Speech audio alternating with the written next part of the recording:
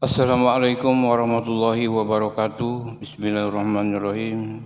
Sahabat, wargi, dulur, rerencangan, sadayana, alaikum. Yang saat ini mengikuti atau membuka channel Lamunan Hate channel. Selamat berjumpa dan mudah-mudahan senantiasa kita selalu dalam lindungan Allah Subhanahu wa taala. Amin ya rabbal alamin. Sahabat, teman, dulur, wargi, sadaya, anu di lemur, anu di kota, anu di daya. Di mana wae ayana atunya. Sahabat Lamunan Hate channel. Di sini saya akan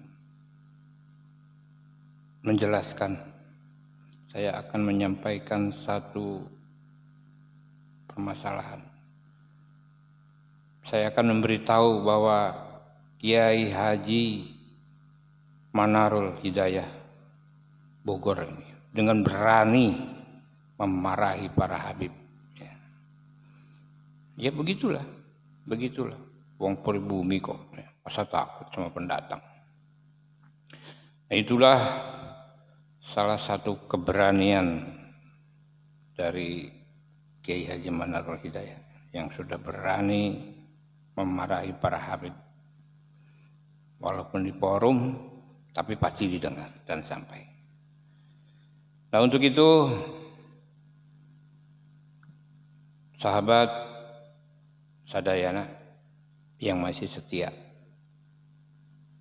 marilah kita lanjutkan perjuangan Wali Songo, Sunan Derajat, Sunan Syarif Hidayatullah, Sunan Gunung Jati, dengan berbagai cara untuk mempertahankan kekuatan dan perkembangan agama Islam melalui NU yang sudah tidak disangsikan lagi, sebagaimana dijelaskan oleh Kiai Haji Manarul Hidayat di sini, bahwa NU lah organisasi yang terkuat dan yang sakral di Indonesia ini.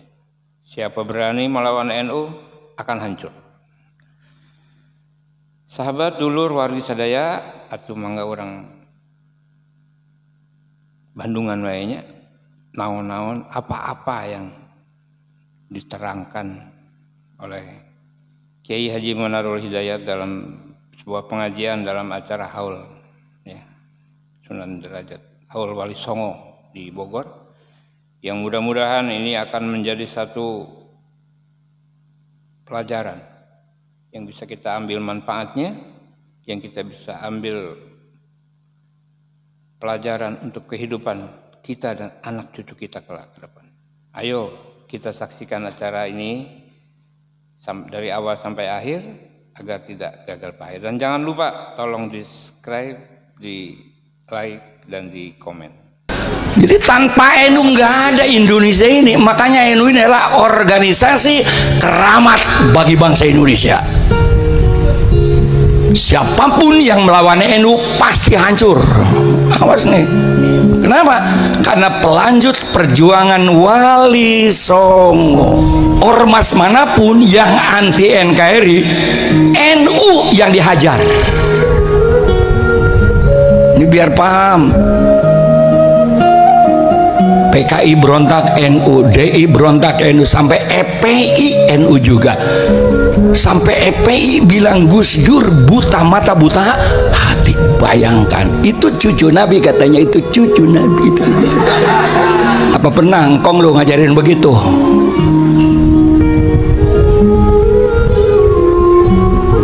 Masih yang begitu mau ditiru juga. Undanglah kiai-kiai kampung yang jelas ketahuan. Kalau ada duit untuk pesantren, betul-betul. Kenapa ngundang yang lain-lain? Setan banget loh. Pitung tuh engkong saya dari mertua. Jadi saya punya mertua, cucunya pitung. Makanya takut banget sama istri, takut banget. Kata kiai-kiai di panggung boleh lo jagoan, tapi di rumah pret. Maka saya banyakin anak aja metang, bunting lagi bodoh amat dah kata sama saya.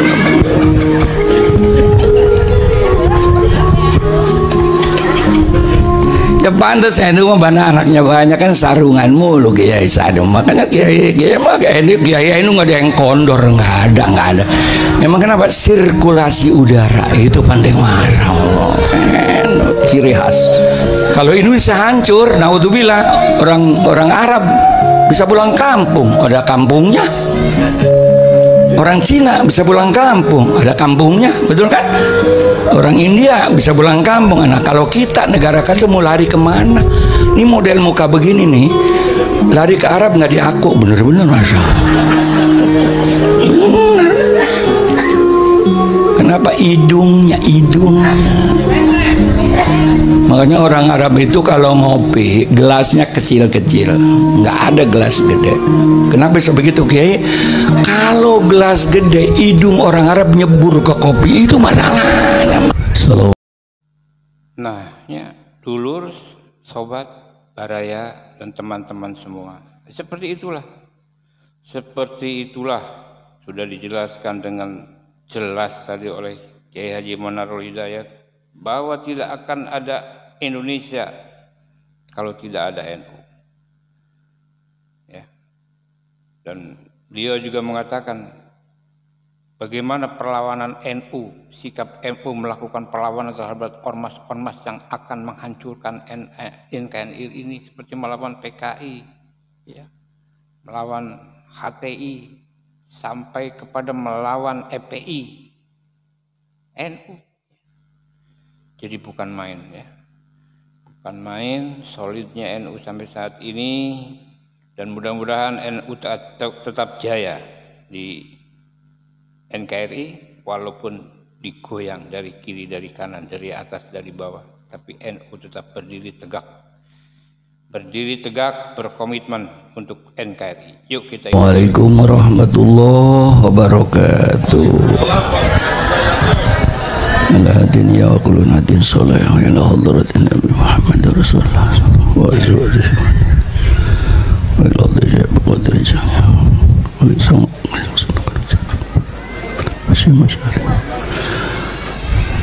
Al-Fatihah.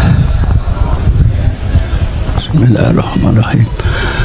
Alhamdulillahirabbil alamin arrahmanirrahim maliki yaumiddin. Iyyaka na'budu wa iyyaka nasta'in.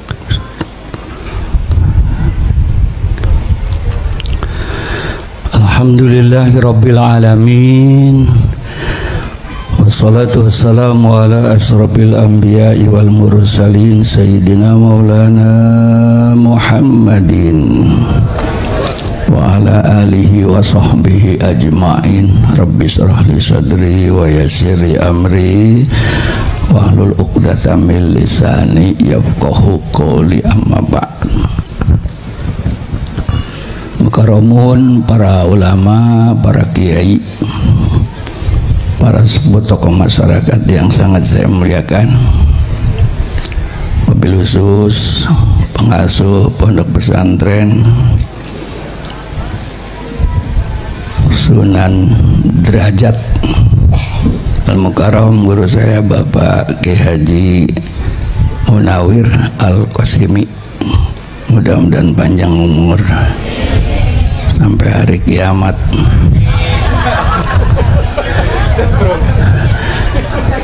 Dan husnul khotimah beserta keluarga yang saya hormati, guru-guru saya yang hadir hari ini dari tokoh-tokoh NU Kabupaten Bogor, penerus perjuangan Wali Songo, diantaranya Al-Mukarram Bapak Kiai Haji Bundari Abbas. Ya, maafin, saya disuruh oleh beliau, takut kualat ya kalau nggak mau. Al-Mukarram Bapak Kiai Haji Abbas Ma'ruf, dan juga Al-Mukarram para pengurus, jasan pengurus PCNU Kabupaten Bogor, MWC Kabupaten Bogor yang hadir, Ketua Muslimat Ustadzah Umi Hajah Anita Sari, Al-Mukarram guru saya, Wakil Rais Suriah Kabupaten Bogor, Kiai Haji Taqiuddin, ini yang ngejodohin saya. Dulu saya takut sama wanita, alhamdulillah kasih wirid dari beliau, alhamdulillah. Baru saya mau. Kata beliau, yang penting istri kamu perempuan, itu aja katanya gitu. Nah itu guru saya tuh, dulu saya goblok banget sama perempuan dulu. Beliau alhamdulillah. Ada anak guru saya Ki Nasrullah, ketua apa sih dia, ketua Suriah, bukan Muhammadiyah, bukan, Rais Suriah yang saya hormati. Para sepuh tokoh masyarakat, bapak-bapak, ibu-ibu, warga Nahdien, Nahdiat, calon-calon penghuni surga yang saya hormati. Saya sebetulnya sudah dapat amanah, saya ini kurang semangat kalau ceramah di depan orang-orang NU. Karena dianggap udah bener semua. Apalagi ini, Masya Allah. Saya tuh hobinya ceramah di mall gitu tuh. Di Habib, hobi itu saya tuh. Nah ini kan percuma, ngapain nasihatin orang udah bener, ngapain. Tapi karena transport udah disiapin, ya saya datang juga dah. Gak disiapin? Gak ada.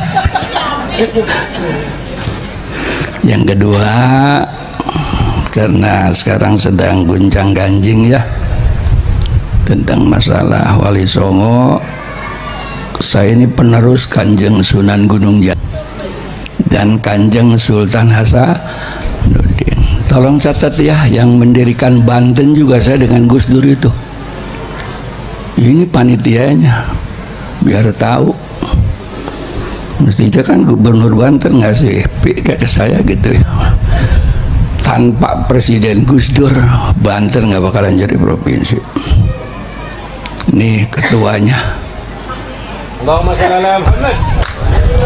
Ini ketuanya ini, insyaallah. Mestinya kan bayar pajak mestinya. Karena kita sama-sama NU nggak usah ceramah apalagi tausiah, nggak ada, kita ngobrol aja pendalaman tentang gonjang ganjing masa kini kan gitu ya, Masya Allah. Jumlah Wali Songo kata Gus Dur ada 9. Nah Jawa Timur ini 5. Karena kata Gus Dur orang Jawa Timur itu yang pinter-pinter, yang goblok-goblok gitu kayak Jawa Timur. Makanya walinya paling banyak 5. Kalau Jawa Tengah 3. Agak pinter tapi nyeleneh. Makanya Islam kejawen kebanyakan di Jawa Tengah. Ini Sunan Derajat, ingkong saya ini naik ke gunung gitu. Itu Jawa Tengah. Kalau Jawa Barat cukup 1. Kanjeng Sunan Gunung Jati dibantu oleh anaknya Kanjeng Sultan Hasanuddin. Karena orang Jawa Barat, orang Jakarta, orang Banten segeblek-gebleknya pernah dengar adzan begitu, Masya Allah. Kalau Jawa Timur betul-betul saya kan banyak kontrakan ngaku Islam nggak pernah dengar adzan. Setelah Jakarta baru dengar adzan. Jadi kalau Jawa Barat cukup 1 dengan anaknya. Ini biar tahu ya. Dah segini aja ya. Nah, saya ini cucunya Kang Said, juga cucunya. Cuman saya nggak boleh ngomong dulu, biar yang muda-muda yang berantem gitu. Yang muda kalah baru kakeknya begitu, Mas. Ngapain gua ngedidik capek-capek, kita turun-turun juga begitu. Satu orang aja nggak bisa jawab. Nah semua Wali Songo punya kelebihan masing-masing. Karena kita di Jawa Barat ada wasiat dari Kanjeng Sunan Gunung Jati yang terkenal, yang harus diamalkan oleh orang Jawa Barat, orang Banten, orang Jakarta. Makanya Banten, Jakarta, Jawa Barat, Demak itu satu kesatuan yang tidak bisa dipisahkan. Yang nyerbu dulu Portugis itu kan dari Demak, Cirebon, dan Banten. Makanya kemarin saya rapat di Betawi. Mestinya jangan ngomong Betawi, mestinya. Kan waktu nyerbu Portugis dari Banten kan ngomongnya Sunda. Nah sampai di Tanjung Priok bau tai begitu. Ini orang-orang Banten nih, terkenalnya Betawi padahal aslinya bau tai begitu, masya Allah. Makanya orang bukan, emang benar. Ini kan Sunan Gunung Jati, biar ngerti. Ini sejarahnya begitu. Betawi Betawi. Yang bagus apa? Kalau menurut Sunan Gunung Jati bukan Betawi, bukan, Jayakarta. Jayakarta. Kalau kakeknya Sunan Gunung Jati yaitu Siliwangi, namanya Sunda Kelapa. Kalau Belanda namanya, kalau Jepang namanya Jaya apa tuh nih? Batavia. Begitu. Tapi kalau Sunan Gunung Jati kemudian Fathahillah, Pangeran Jayakarta ngasih namanya adalah Jayakarta. Lihat aja di benderanya. Lihat di bendera Jakarta, Jayakarta. Makanya nggak ada orang Jakarta jadi gubernur, orang Betawi, masya Allah. Mana orang Jakarta jadi gubernur? Nggak ada. Nah, Muhammad Yunus Tamrin siapa? Nah, orang Makassar. Nggak ada. Kecuali Pitung. Tuh, makanya saya ini dikawinkan dari Banten. Kenapa bahasa dikawinkan dari Banten? Sebab orang Jakarta tuh ilmu benernya dari Banten, ilmu brengseknya dari Banten. Makanya saya 74 masuk Jakarta, yang dukung saya jagoan. Makanya terkenal namanya Kiai Jagoan gitu, Mas. Allah dulu itu terkenalnya gitu. Pitung tuh engkong saya dari mertua. Jadi saya punya mertua cucunya Pitung. Makanya takut banget sama istri, takut banget. Di rumah. Kata kiai di panggung boleh lo jagoan, tapi di rumah pret. Maka saya banyakin anak aja, metang bunting lagi bodoh amat sama saya.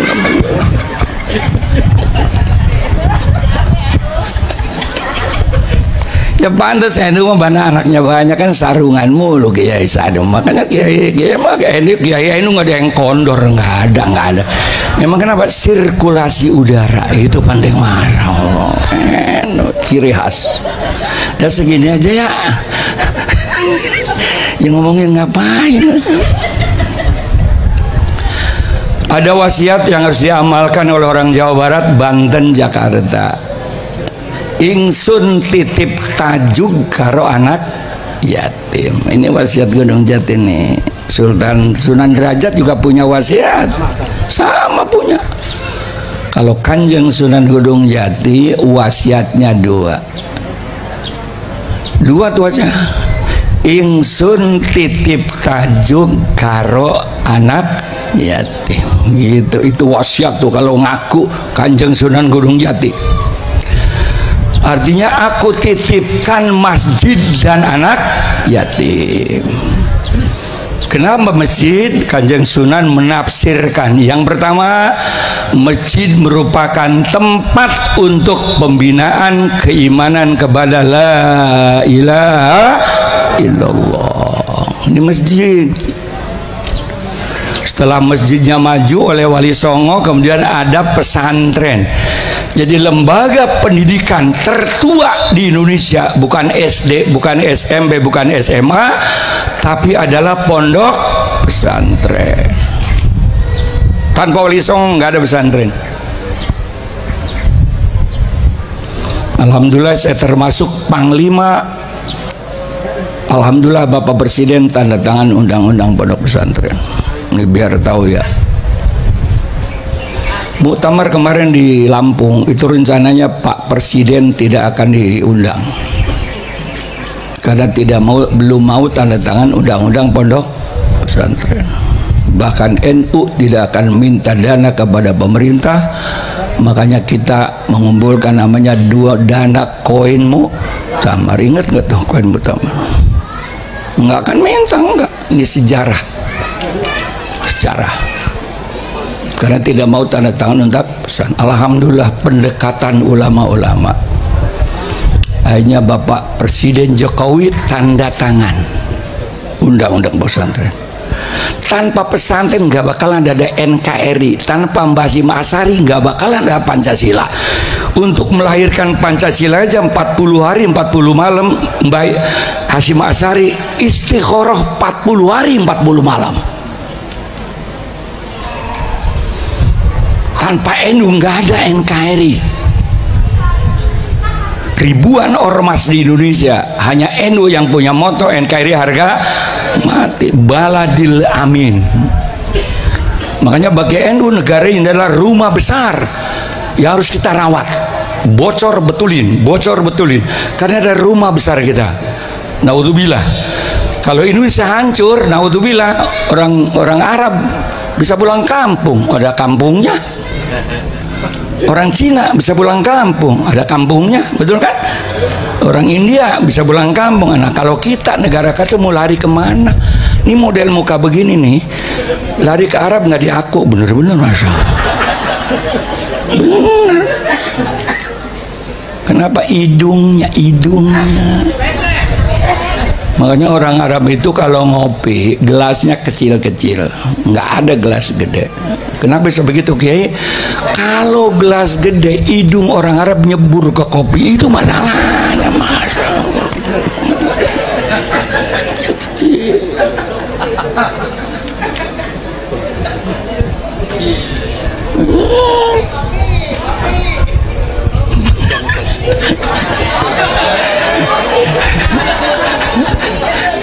Ini kalau sama-sama Wali Songo ngerti gitu.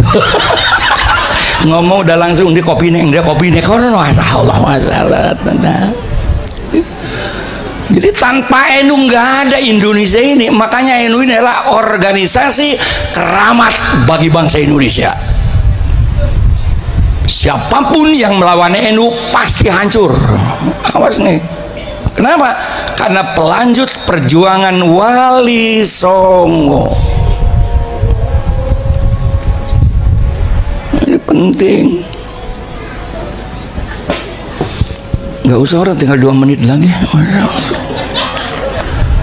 Hanya NU melanjutkan perjuangan Wali Songo. Masya Allah. Bayangkan. Kenapa saya sekarang ikut di belakang, tapi udah tua. Ada yang mengatakan tidak ada Wali Songo, dan kita pribumi dianggap kacung-kacung oleh mereka. Ayah saya pejuang Hizbullah, karena ayah saya ada santri pertama Mbah Hasyim Asy'ari. Pesantren ditinggal, anak ditinggal demi kemerdekaan. Kita yang jadi tuan rumah di negara sendiri. Nah, kita dianggap jongos. Sudah saatnya sadar kita. Nggak usah melotot begitu, kalem aja, nggak usah kayak beratot. Sudah keliling dunia ngurusin NU, baru pertama kali dipelototin muslimat di sini. Emang saya udah tua tapi masih cakep, bener-bener.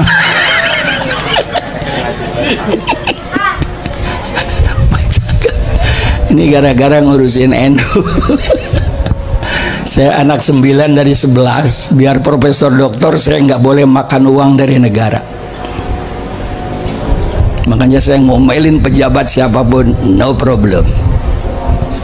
Dan mestinya kemarin tuh wapres saya mestinya. Karena kan roh Islamnya kan Ki Ma'ruf, saya kan wakilnya ya. Kata Ki Ma'ruf, Kiai nggak boleh bang, nggak boleh sampai hari ini. Makanya saya sehat, dari sini ke sini 75, tapi di sini ke sini 25, gitu tuh masalahnya.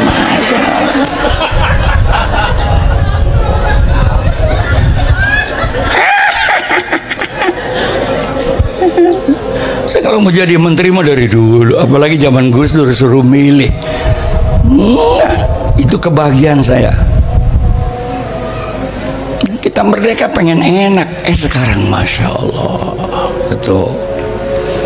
Begitu Pak Presiden tanda tangan pidato, Masya Allah, tahun 2030 saya berharap yang mimpin Indonesia adalah alumni pondok pesantren. Lihat ada di YouTube sampai sekarang.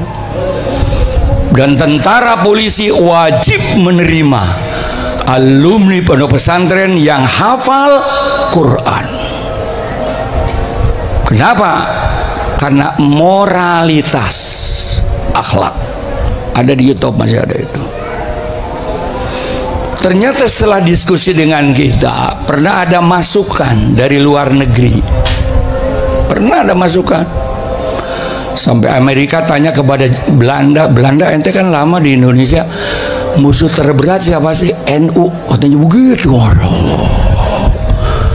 Jadi kalau pengen menghancurkan Indonesia, hancurkan NU. Karena pelanjut perjuangan Wali Songo. Betul Pak? Betul. Ciri-cirinya apa? Kumuh, begitu, budugan, begitu. Masya Allah. Dari mulai Presiden Soekarno, Soeharto, kapan NU diurus pendidikannya? Saya mau pesantren 66, dan syarat jadi santri harus budug. Kalau belum budug nggak sah jadi pesantren. Dulu. Makanya saya di Banten dikawinkan oleh engkong saya. Kamu harus kawin. Berangkat di Jakarta. Nah, orang Jakarta cakep enggak, jelek enggak. Begitu malam pertama, ya Allah, neng budugan neng, masya Allah. Kata bini saya, lah abang juga budugan. Jadi saya ini grup budug karena NU. Saking tidak pernah pemerintah memikirkan NU.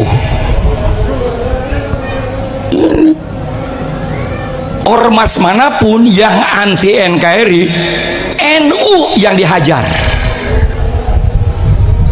Ini biar paham. PKI berontak NU, DI berontak NU, sampai EPI NU juga.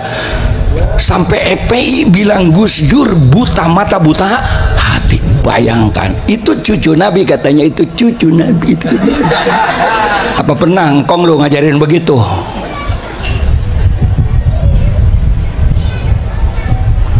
Masih yang begitu mau ditiru juga. Undanglah kiai-kiai kampung yang jelas ketahuan.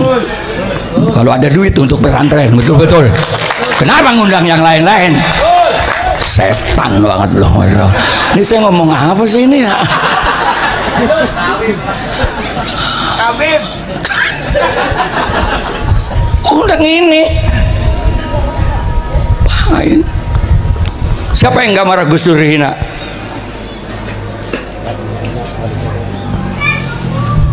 Wali Songo nggak punya anak, gua cucunya goblok.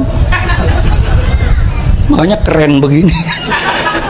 Karena cucu Kanjeng Sunan Gunung Jati dan juga cucu dari Siliwangi. Kalau nggak turun begini nggak keren begini, masya Allah. Itu emang saya biar galak kayak apa ya, emang udah sunatullah sama bini, udah ngeri banget bawaannya, ngeri banget. Sayyidina Umar kan begitu. Sayyidina Umar ya galak banget depan bininya mau begini. Ya itu saya itu malah. Makanya saya banyakin anak aja, beranak lagi beranak, bodoh amat dah kata saya.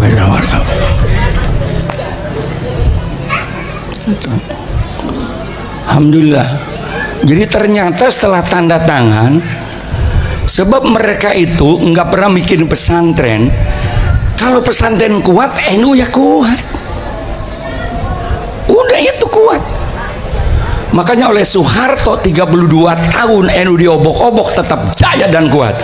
Karena kekuatan NU bukan di atas tapi di bawah. Ngaji rutin di musola, di masjid, tahlilan, muludan, itulah kekuatan NU. Insyaallah. Kalau Muhammadiyah digituin oleh Soeharto 2 tahun juga habis. Makanya kenapa Soeharto kan Muhammadiyah kaya raya? Karena 32 tahun dimanjakan oleh Pak Harto, karena Pak Hartonya Muhammadiyah. Tapi saya punya sejarah dengan Pak Harto. Pak Harto kan anti tahlil. Tapi begitu Butin meninggal dunia, utusannya datang ke PBNU nemuin Gus Dur, suruh tahlilan. Begitu. Bawa kata Gus Dur, saya dampingi Gus Dur 22 tahun dari mulai bujangan. Kata Gus Dur, Kiai ada bagus proyek. Emang apa bawa kiai 40 rumah butin beres Gus.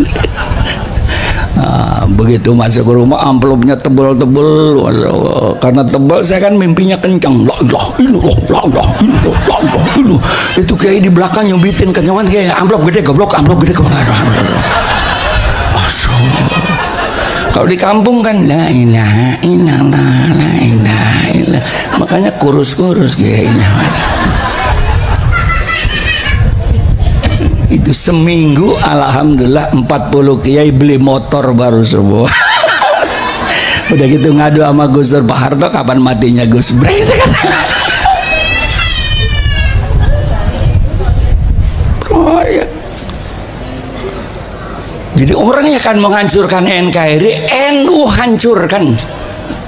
Makanya Gus Dur mengatakan, idza sholahatil NU sholahatil NKRI wa idza fasadatil NU fasadatil NKRI.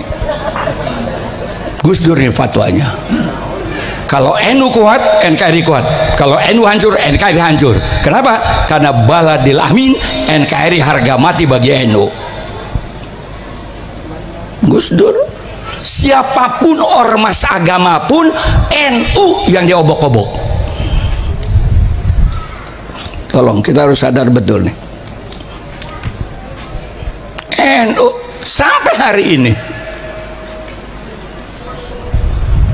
Sekarang udah mendingan sekarang. Zaman saya dulu, masya Allah, tembak dulu waktu muda saya ditembak nggak mempan itu waktu muda. Waktu bener-bener itu. Makanya Kang Said tahu banget waktu tembak ngebul dulu itu Kang Said tahu banget dan itu menyaksikan. Karena saya punya guru suruh mandi, begitu pulang ya Allah sama bini, bang ngopi duit kagak ada, begitu yang saya banget mas rupi dikutabok juga nih masya Allah. Ini penting dulu bela NU, sebab kata ayah saya musuh kamu dua,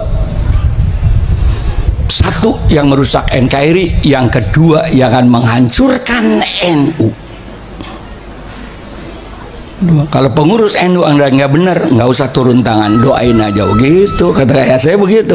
Tapi coba-coba NU-nya, nih manusianya paling depan. Kalau pengurus NU-nya sih bodoh amat, dia oknum kan gitu ya. Tapi coba-coba NU nasi uduk, masya Allah.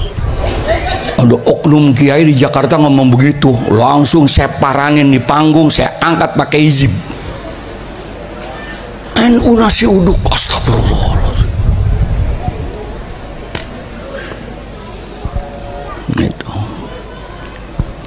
Itu. Jadi oleh itu ini adalah penerus daripada perjuangan Wali Songo. Semua juga hadiahnya Wali Songo. Ujung-ujungnya Syekh Abdul Qadir Jailani. Kalau kita dikir tanpa Syekh Abdul Qadir Jailani kan kurang barokah. Betul-betul. Mesti larinya ke sana. Nah kemudian ayah saya wasiat begini, sini nak, nanti kalau kamu sudah jadi tokoh di masyarakat, Babul Habib, begitu katanya nih, Babul Habib nih. Yang pertama, kita orang NU wajib percaya adanya Duriyah Nabi besar Muhammad SAW, wajib percaya. Yang kedua, ikuti.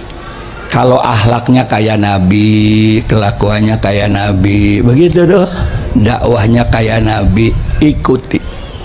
Dua, ini wasiatnya nih, ikuti. Kalau nggak cocok sama Nabi, kalau kau berani tempeleng, begitu kata Gus Dur. Kalau tidak berani, tinggalkan, jangan dihormati. Itu saya pegang. Kalau nggak berani nempeleng, jangan diundang, jangan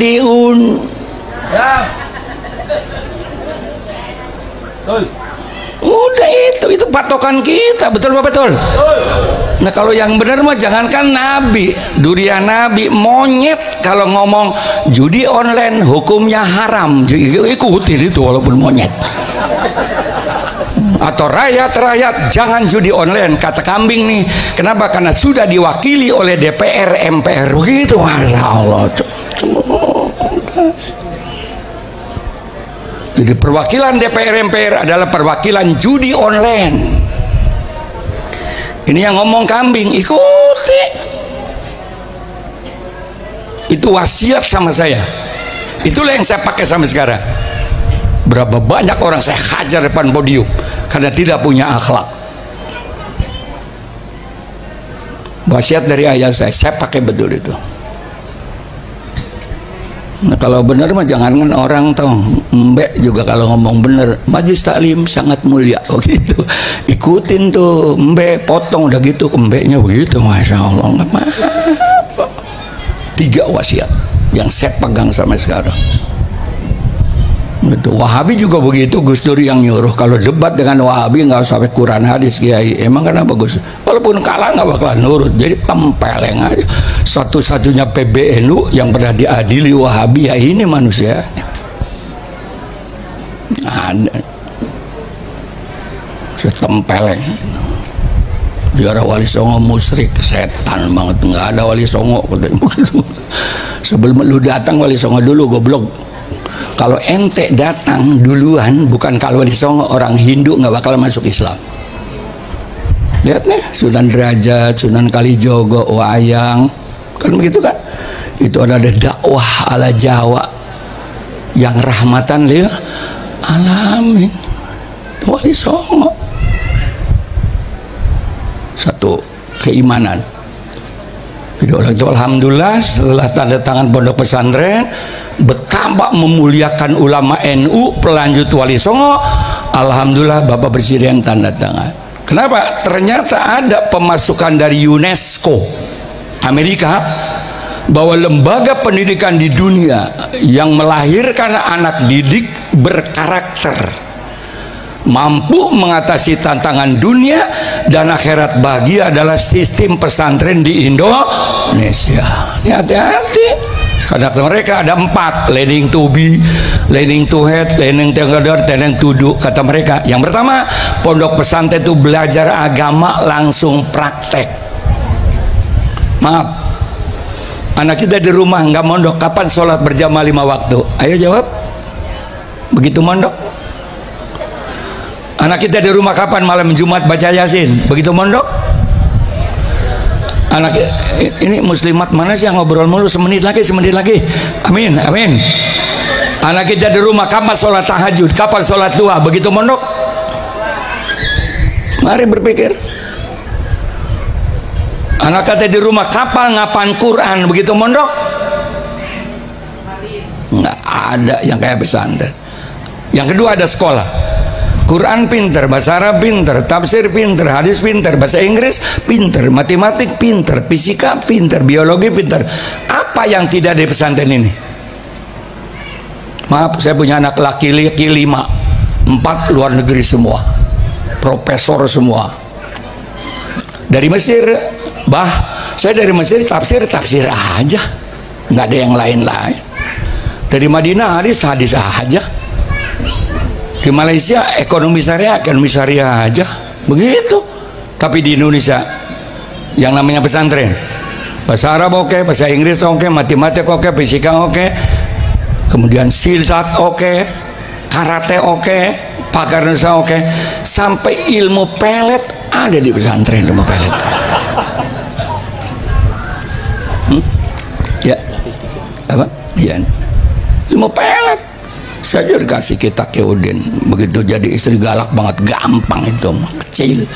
Emang apa gue kasih undur begitu. Ngaku aja, jangan suka nggak ngaku, supaya bini lu marah mundur, bini lu mundur. Saya kasih undur bukan mundur galak. Kata kita berapa dikasih? 11, 9 goblok begitu katanya. Jadi kebanyakan dikasihnya.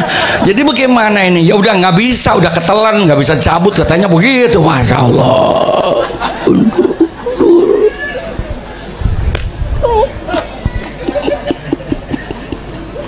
Kita apa yang tidak ada di pesantren? Apa yang tidak ada?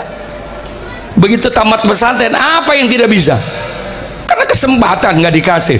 Bicara politik yes, ekonomi yes, agama yes, umum yes, betul. Apa yang tidak bisa alumni pesantren? Contohnya saya. nggak ada. Makanya salut sama pesantren Sunan Derajat. Siapa saja yang mondok di sini, yaitu masuk pesantren sini gratis, masuk pesantren sini gratis, masuk pesantren sini gratis, masuk.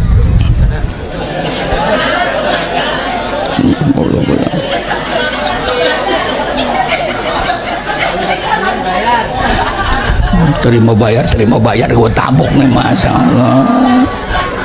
Lah kencing juga bayar. Saya dari Semarang pagi-pagi, karena ini yang ngundang Sunan Derajat, langsung saya berangkat pagi-pagi kencing. Kasih 5.000, Pak, masih pagi, nggak ada kembalinya, kencing aja lagi. Begitu brengsek banget.